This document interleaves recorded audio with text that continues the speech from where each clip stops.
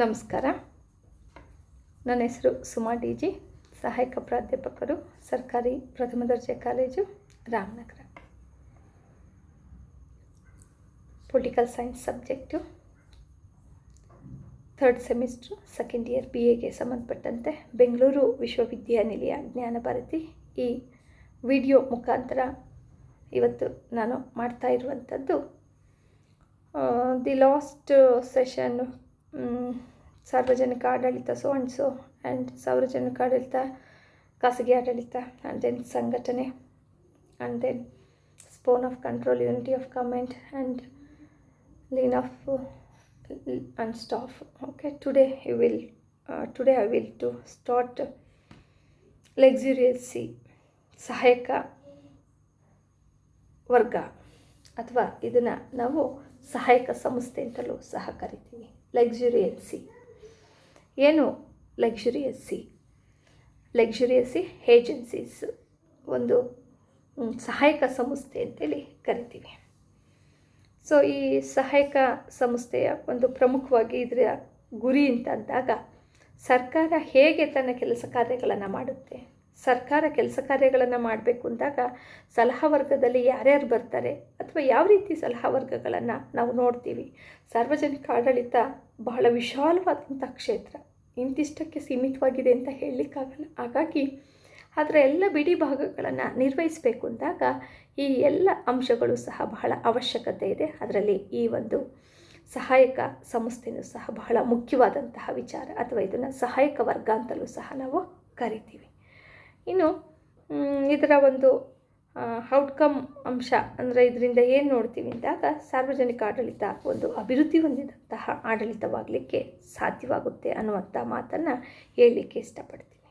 So ಹಾಗಾದರೆ ಇವತ್ತಿನ ದಿನ ನಾವು ಏನು ಈ ಒಂದು ಲಕ್ಸುರಿಯಸ್ ಏಜೆನ್ಸಿ, ಇಂದಿನ ಕಾಲದಲ್ಲಿ ಸರ್ಕಾರದ ಪ್ರತಿಯೊಂದು ಇಲಾಖೆಗಳು ಸಹ ತನ್ನ ಮುಖ್ಯ ಕಾರ್ಯದ ಜೊತೆಗೆ ಇತರೆ ಕಾರ್ಯಗಳನ್ನು ಸಹ ನಿರ್ವಹಿಸ್ತಾ ಇತ್ತು ಹಿಂದಿನ ಕಾಲದಲ್ಲಿ. ಓಕೆ, ಈಗ ಪ್ರತಿ ಇಲಾಖೆಯೂ ಸಹ ಸಾಂಪ್ರದಾಯಿಕವಾಗಿ ನಡೆಸುವಂತಹ ಇಲಾಖೆಯ ಜೊತೆಗಿನ ಹಣಕಾಸಿನ ಲೆಕ್ಕ ಬರಹದ ವಿವಿಧ ಸಾಮಗ್ರಿ ಮತ್ತು ಸಲಕರಣೆಗಳನ್ನು, ಕಾಗದಗಳು ಮತ್ತು ವರದಿಗಳನ್ನು ಮುದ್ರಿಸುವ ಇಲಾಖೆಗಳಿಗೆ ಬೇಕಾಗುವ ಸಿಬ್ಬಂದಿ ನೇಮಕ ಮೊದಲಾದ ಕಾರ್ಯಗಳನ್ನು ನೇರವಾಗಿ ನಿರ್ವಹಿಸಲಾಗ್ತಾ ಇತ್ತು.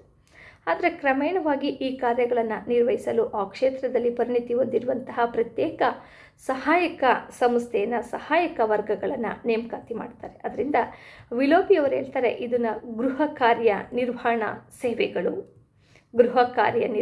ಸೇವೆಗಳು ಇದಕ್ಕೆ ಮತ್ತೊಂದು ಹೆಸರು. ಹಾಗಾಗಿ ಈ ಸಹಾಯಕ ವರ್ಗವು ಕಾರ್ಯನಿರ್ವಾಹಕ ವರ್ಗಕ್ಕೆ ಸಹಾಯ ಒದಗಿಸುವುದು ಸಹಾಯಕ ವರ್ಗದ ಮುಖ್ಯ ಗುರಿ. ಸಹಾಯಕ ವರ್ಗವು ಪ್ರಜೆಗಳಿಗೆ ನೇರವಾಗಿ ಸೇವೆಯನ್ನು ಸಲ್ಲಿಸುವುದಿಲ್ಲ. ಸರ್ಕಾರದ ನೀತಿಗಳನ್ನು ಕಾರ್ಯಗತಗೊಳಿಸುವ ಕಾರ್ಯನಿರ್ವಾಹಕ ವರ್ಗಕ್ಕೆ ಅದು ಸಹಾಯ ಮಾಡುತ್ತದೆ. ಸಹಾಯಕ ವರ್ಗವು ಎಲ್ಲ ಇಲಾಖೆಗಳಿಗೂ ಅಗತ್ಯವಿರುವ ಒಂದೇ ರೀತಿಯ ಸೇವಾ ಸೌಲಭ್ಯಗಳನ್ನು ಒದಗಿಸಿಕೊಡುತ್ತದೆ. ಉದಾಹರಣೆಗೆ, ಭಾರತ ಸರ್ಕಾರದ ಮುದ್ರಣಾಲಯವು ಸರ್ಕಾರದ ಇಲಾಖೆಗಳ ಮುದ್ರಣ ಕಾರ್ಯಗಳನ್ನು ಮಾಡುತ್ತದೆ. ಕೇಂದ್ರ ಸರಬರಾಜು ಮಂಡಳಿಯ ಎಲ್ಲ ಇಲಾಖೆಗಳಿಗೂ ಬೇಕಾದ ಸಾಮಗ್ರಿಗಳ ಸಲಕರಣೆಗಳನ್ನು ಕೊಂಡುಕೊಳ್ಳುತ್ತೆ. ಅಂದರೆ ಇಲ್ಲಿ ಲೋಕಸೇವಾ ಆಯೋಗವು ಎಲ್ಲ ಸರ್ಕಾರಿ ಇಲಾಖೆಗಳಿಗೆ ಅಗತ್ಯವಾದಂತಹ ಸಿಬ್ಬಂದಿಯನ್ನು ಆರಿಸುತ್ತದೆ. ಪ್ರತಿ ಇಲಾಖೆಯು ತನ್ನ ಅಗತ್ಯಗಳ ಬಗ್ಗೆ ಪಟ್ಟಿಯನ್ನು ಸಿದ್ಧಪಡಿಸಿ ಆ ಸಹಾಯಕ ವರ್ಗಗಳಿಗೆ ಕಳಿಸುತ್ತದೆ. ಇಲ್ಲಿ ಸಹಾಯಕ ವರ್ಗಗಳು ಇಲಾಖೆಗಳಿಂದ ಬಂದ ಬೇಡಿಕೆಗಳಿಗೆ ಅವಶ್ಯಕತೆಗಳನ್ನು ಒಂದು ಸಕಾರಾತ್ಮಕ ರೀತಿಯಲ್ಲಿ ಸಹಾಯಕ ವರ್ಗದ ಮುಖ್ಯ ಉದ್ದೇಶದ ದಕ್ಷತೆ ಹಾಗೂ ಮಿತವೆಯನ್ನು ಸಾಧಿಸುವುದು ಹೇಗೆ, ಸಹಾಯಕ ವರ್ಗವು ಕಾರ್ಯನಿರ್ವಹಣಾ ವರ್ಗಕ್ಕೆ ಸೇವೆಯಲ್ಲಿ ಸಲ್ಲಿಸುತ್ತೋ ಹೊರತು ಜನರಿಗಲ್ಲ. ಹಾಗಾಗಿ ಈ ಕಾರ್ಯನಿರ್ವಾಹಕ ವರ್ಗ ಮತ್ತು ಸಲಹಾ ವರ್ಗದ ನಡುವಿನ ವ್ಯತ್ಯಾಸಗಳನ್ನು ನೋಡ್ತೀವಿ. ಇಲ್ಲಿ ಪ್ರಮುಖವಾಗಿ ಏನೆಲ್ಲ ಇದು ಮಾಡುತ್ತೆ, ಒಂದು ಕಡೆ ಸಹಾಯಕ ವರ್ಗ, ಇನ್ನೊಂದು ಕಡೆ ಒಂದು ಸಲಹಾ ವರ್ಗವನ್ನು ನೋಡ್ತೀವಿ. ಏನೇನಿರುತ್ತೆ ಇಲ್ಲಿ, ಇಲಾಖೆಯ ಆದೇಶ ಹೊರಡಿಸಿರುವ ಗುರಿಗಳನ್ನು ಹೊಂದಿರುತ್ತೆ ಯಾವುದು? ಕಾರ್ಯನಿರ್ವಾಹಕ ವರ್ಗ. ಇಲ್ಲಿ ಸಲಹಾ ವರ್ಗ ಒಳಗೊಂಡಿರುತ್ತೆ. ಪ್ರಮುಖವಾಗಿ ಕಾರ್ಯನಿರ್ವಾಹಕ ವರ್ಗಕ್ಕೆ ಸಲಹೆಗಳನ್ನು ನೀಡುವ ಗುರಿಗಳನ್ನು ಹೊಂದಿರುತ್ತೆ. ಇನ್ನು ಕಾರ್ಯನಿರ್ವಾಹಕ ವರ್ಗಕ್ಕೆ ಜವಾಬ್ದಾರಿ ಇರುತ್ತೆ, ಈ ಸಲಹಾ ವರ್ಗಕ್ಕೆ ಜವಾಬ್ದಾರಿ ಇರುವುದಿಲ್ಲ. ಇನ್ನು ಕಾರ್ಯನಿರ್ವಾಹಕ ವರ್ಗ ಅಧಿಕಾರ ಚಲಾಯಿಸುತ್ತೆ, ಇನ್ನು ಸಲಹಾ ವರ್ಗ ಅಧಿಕಾರ ಚಲಾಯಿಸಲ್ಲ. ಇನ್ನು ಕಾರ್ಯನಿರ್ವಾಹಕ ವರ್ಗ ಅಧಿಕಾರ ಇಳಿಮುಖವಾಗಿರುತ್ತೆ, ಇಲ್ಲಿ ಸಲಹಾ ವರ್ಗದಲ್ಲಿ ಅಧಿಕಾರ ಏನಾಗಿರುತ್ತೆ, ಮೇಲ್ಮುಖವಾಗಿರುತ್ತೆ.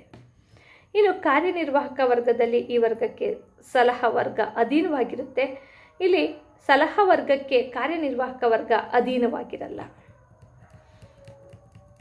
ಇನ್ನು ಕಾರ್ಯನಿರ್ವಾಹಕ ವರ್ಗ ಮತ್ತು ಸಲಹಾ ವರ್ಗದ ನಡುವಿನ ವ್ಯತ್ಯಾಸಗಳನ್ನು ಗಮನಿಸೋದಾದರೆ, ಇಲ್ಲಿ ಕಾರ್ಯನಿರ್ವಾಹಕ ವರ್ಗದಲ್ಲಿ ಉದ್ದೇಶಿತ ಗುರಿ ಸಾಧನೆಯ ಕಾರ್ಯನಿರ್ವಹಿಸುತ್ತೆ, ಇಲ್ಲಿ ಉದ್ದೇಶಿತ ಗುರಿ ಸಾಧನೆಗಾಗಿ ಕಾರ್ಯವನ್ನು ನಿರ್ವಹಿಸುತ್ತೆ. ಇನ್ನು ಕಾರ್ಯನಿರ್ವಾಹಕ ವರ್ಗದಲ್ಲಿ ಇಲಾಖೆಯಿಂದ ಇಲಾಖೆಗೆ ಕಾರ್ಯನಿರ್ವಾಹಕ ವರ್ಗದ ರಚನೆ ಮತ್ತು ಕಾರ್ಯವಿಧಾನದಲ್ಲಿ ವ್ಯತ್ಯಾಸ ಇರುತ್ತೆ. ಈ ಸಹಾಯಕ ವರ್ಗದಲ್ಲಿ ನೋಡಿದಾಗ ರಚನೆ ಮತ್ತು ಕಾರ್ಯವಿಧಾನದಲ್ಲಿ ವ್ಯತ್ಯಾಸ. ಇನ್ನು ಬಹಳ ಮುಖ್ಯವಾಗಿ ಕಾರ್ಯನಿರ್ವಾಹಕ ವರ್ಗದಲ್ಲಿ ಗುರಿ ಸಾಧನೆಯಲ್ಲಿ ಮಿತವ್ಯಯ ಆದ್ಯತೆ ನೀಡುವುದಿಲ್ಲ, ಆದರೆ ಸಹಾಯಕ ಒಂದು ಸಂಸ್ಥೆಯಲ್ಲಿ ಮಿತವ್ಯಯಕ್ಕೆ ಆದ್ಯತೆ ನೀಡಲಾಗುತ್ತೆ. ಇನ್ನು ಇದು ಜನರಿಗೆ ಪ್ರತ್ಯಕ್ಷವಾಗಿ ಸೇವೆ ಸಲ್ಲಿಸುತ್ತೆ, ಇದು ಜನರಿಗೆ ಪರೋಕ್ಷವಾಗಿ ಸೇವೆಯನ್ನು ಸಲ್ಲಿಸುತ್ತದೆ ಅಂತ ತಿಳಿಯಬಹುದಾಗಿದೆ.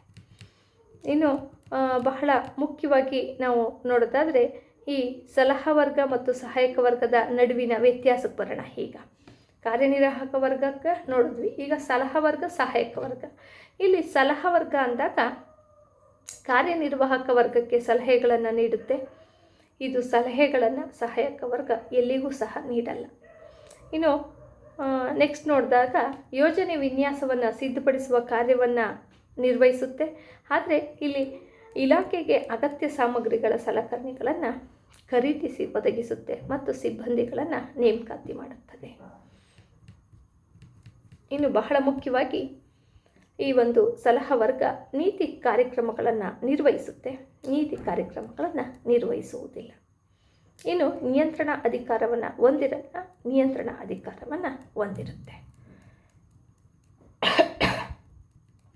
ಹೀಗೆ ಈ ಕಾರ್ಯನಿರ್ವಹಣಾ ವರ್ಗ ಮತ್ತು ಸಹಾಯಕ ವರ್ಗ ಮತ್ತು ಸಲಹಾ ವರ್ಗ ಮತ್ತು ಸಹಾಯಕ ವರ್ಗ, ಇಲ್ಲಿ ಮೂರು, ಒಂದು ಕಾರ್ಯನಿರ್ವಹಣಾ ವರ್ಗ, ಸಹಾಯಕ ವರ್ಗ, ಸಲಹಾ ವರ್ಗ, ಇವುಗಳ ಮೂರರ ನಡುವೆನೇ ಸಹ ವ್ಯತ್ಯಾಸವನ್ನು ಗುರುತಿಸ್ತೀವಿ ಅಂದಾಗ ಇಲ್ಲಿ ಪ್ರಮುಖವಾಗಿ ಈ ವರ್ಗಕ್ಕೆ ಸಹಾಯವನ್ನು ಒದಗಿಸುವಂಥದ್ದು ಮುಖ್ಯ ಕಾರ್ಯನಿರ್ವಾಹಕದ ಗುರಿ, ಎಲ್ಲ ವರ್ಗಕ್ಕೂ ಒದಗಿಸುವಂಥದ್ದು. ಕಾರ್ಯನಿರ್ವಾಹಕ ವರ್ಗಕ್ಕೆ ಸಲಹೆಗಳನ್ನು ನೀಡುವಂಥದ್ದು ಸಲಹಾ ವರ್ಗದ ಕಾರ್ಯವಾಗಿದೆ. ಸಹಾಯಕ ವರ್ಗವು ಕಾರ್ಯನಿರ್ವಾಹಕನ ವರ್ಗಕ್ಕೆ ಸಹಾಯ ನೀಡುವುದರ ಜೊತೆಗೆ ಅನೇಕ ಸಂದರ್ಭಗಳಲ್ಲಿ ನಿಯಂತ್ರಣ ಅಧಿಕಾರವನ್ನು ಚಲಾಯಿಸುತ್ತದೆ. ಈ ಕಾರಣದಿಂದಲೇ ಸಹಾಯಕ ವರ್ಗವನ್ನು ಸಲಹಾ ವರ್ಗದ ಒಂದು ಭಾಗವೆಂದು ಪರಿಗಣಿಸುವುದಿಲ್ಲ. ಅಂದರೆ ಇಲ್ಲಿ ಬಹಳ ಮುಖ್ಯವಾಗಿ ನಾವು ನೋಡುವಂಥದ್ದಾದರೆ ಈ ಸಹಾಯಕ, ಸಲಹಾ ಮತ್ತು ಇತರ ವರ್ಗ ಎಲ್ಲವೂ ಸಹ ಸಾರ್ವಜನಿಕ ಆಡಳಿತದಲ್ಲಿ ಕರ್ತವ್ಯಗಳನ್ನು, ಕಾರ್ಯಗಳನ್ನು ನಿರ್ವಹಿಸಿದಾಗ ಸಾರ್ವಜನಿಕ ಆಡಳಿತವನ್ನು ವಿವಿಧ ಇಲಾಖೆ, ವಿವಿಧ ಭಾಗಗಳಾಗಿ ವಿಂಗಡಿಸುವುದರ ಮೂಲಕ ಒಂದು ಸಾರ್ವಜನಿಕ ಆಡಳಿತ ಉತ್ತಮವಾಗಿ ಕೆಲಸ ಕಾರ್ಯಗಳನ್ನು ನಿರ್ವಹಿಸ್ಬೋದು ಅನ್ನುವಂಥದ್ದನ್ನು ಒಂದು ಕಡೆ ಕಾಣ್ತೀವಿ. ಹಾಗಾಗಿ the line agencies directly work for the achievement of organizational purposes. The staff agencies advise and the lean agencies activities and they provided one common housekeeping service to the agencies. ಅಂದರೆ ಇದನ್ನು ಸರ್ವೆ ಸಾಮಾನ್ಯವಾಗಿ ನಾವು ಇದನ್ನು ನೋಡ್ತಾ ಹೋಗ್ತೀವಿ. Last ಇದನ್ನು conclude ಮಾಡೋದಾದರೆ luxury agencies are the organization which the lean organization, either the public or private, are the functions are common to the all departments. But today, with the specialization of functions in public administration, it has become a disable to the organization. Those are the functions order separated agencies collected the luxury agencies. ಇವತ್ತು ನಾವು ಏನೇ ಒಂದು ಇದನ್ನು ಮಾಡಿಕೊಂಡ್ರೂ ಸಹ ಬಹಳ ಮುಖ್ಯವಾಗಿ ಇತರೆ ಒಂದು ಸಾರ್ವಜನಿಕ ಆಡಳಿತದ ಇತರೆ ಏಜೆನ್ಸಿಗಳು ಅಥವಾ ಇತರೆ ಸಿಬ್ಬಂದಿ ವರ್ಗ ಹೇಗೆ ಇದನ್ನು ಮಾಡ್ಕೊಳ್ತಾ ಇದ್ದಾರೆ, ಹೇಗೆ ಇದನ್ನು ಕಂಪೇರ್ ಮಾಡ್ತಾ ಇದ್ದೀವಿ ಅನ್ನುವಂಥದ್ದನ್ನು ಇಲ್ಲಿ ಕಂಡುಕೊಳ್ತಾ ಇದ್ದೀವಿ. ಹಾಗಾಗಿ ಒಟ್ಟಾರೆಯಾಗಿ ಹೇಳೋದಾದರೆ ಈ ಸಹಾಯಕ ವರ್ಗ, ಸಲಹಾ ವರ್ಗ, ಮುಖ್ಯ ಕಾರ್ಯನಿರ್ವಾಹಕ ವರ್ಗ ಎಲ್ಲವೂ ಸಹ ಮೂರು ಒಟ್ಟಿಗೆ ಕೂಡಿ ಕೆಲಸವನ್ನು ಮಾಡಿ ತಮ್ಮ ಕೆಲಸ ಕಾರ್ಯಗಳನ್ನು ಹಂಚಿಕೆ ಮಾಡಿಕೊಂಡಾಗ ಒಂದು ಉತ್ತಮವಾದಂತಹ ಫಲಿತಾಂಶವನ್ನು ನಾವು ಕಂಡು ಸಾರ್ವಜನಿಕ ಆಡಳಿತವನ್ನು ಮತ್ತಷ್ಟು ರೀತಿಯಲ್ಲಿ ನಾವು ಅಭಿವೃದ್ಧಿಪಡಿಸಿ ದೇಶದ ಆರ್ಥಿಕತೆಯನ್ನು, ದೇಶದ ಆಡಳಿತವನ್ನು ಸುಧಾರಣೆಗೊಳಿಸ್ಬೋದು ಅಂತ ನಾನಾದರೂ ಸಹ ಭಾವಿಸ್ತೀನಿ. ಥ್ಯಾಂಕ್ ಯು ಮಕ್ಕಳ.